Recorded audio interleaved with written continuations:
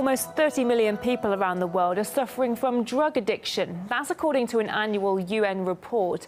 Opioids are named as the most harmful drug type. The document says that the marked increase in global opium production is primarily due to rising poppy yields in Afghanistan. Murad Gazdiev reports from Kabul.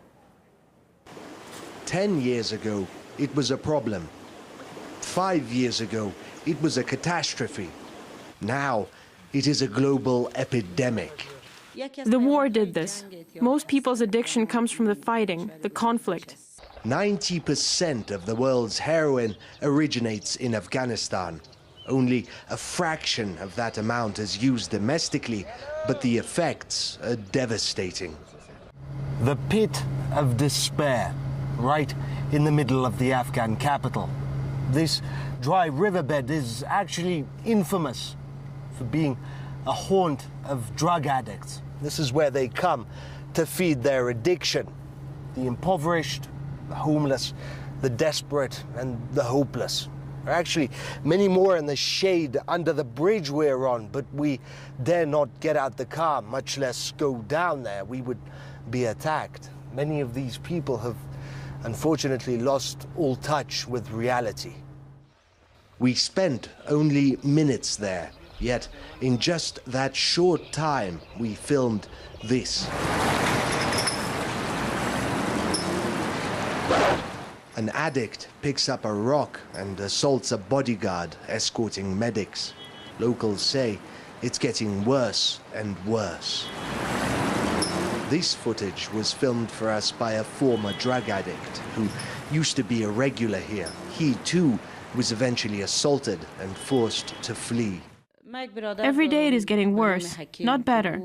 I run 2 rehab centers, one for men and one for women. Many of the women are mothers with children. I once treated a 4-year-old addict. Sad, but far away, you might think. Not so. Most of the heroin you'll find in Canada, for example, comes from Afghanistan.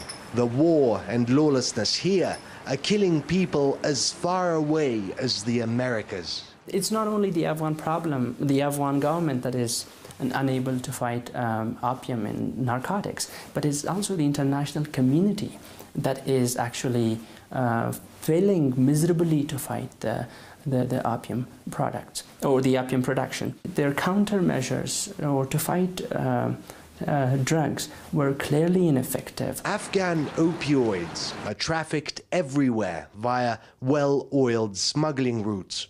North to Russia and Europe, east to Asia, west to the Middle East, Africa and the Americas. The opium industry of Afghanistan is killing tens of thousands worldwide every year. This war is being felt in every corner of the world. I've seen Afghan generals, police generals, with my own eyes that they were colluding in the south with drug smugglers. So it is a business of multi-billions and billions of dollars that reaches to the pockets of the Taliban, but also to corrupt Afghan officials. For millions of Afghans, there's not much of a choice. Work is scarce, other crops are riskier and less profitable. Heroin can both kill and feed. When you go there in the opium season, you see schools empty, and you see universities even empty, where Afghans are leaving schools and university for 15 to 20 days to work in the opium fields and find employment. 1 in 10 Afghans is directly involved in the opium industry. Now, consider the families, children that they feed, and the sheer size of the problem becomes evident. Where do you even begin? Since the NATO invasion, it has exploded.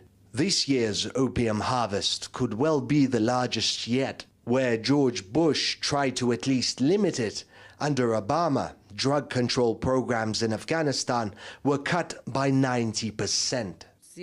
It's politics. The ministers, the politicians, authorities want poppy cultivation to continue. If the Americans wanted to, They could stop it in a day, but they don't. The unofficial reason is that if coalition forces start eradicating poppy fields, angry farmers would flock to the Taliban, which doesn't make much sense, given that Washington also says that the Taliban profits most from poppy cultivation. Regardless, one thing is clear. For now, America intends to do nothing about it. Morad Gazdiev, RT, from Kabul, Afghanistan.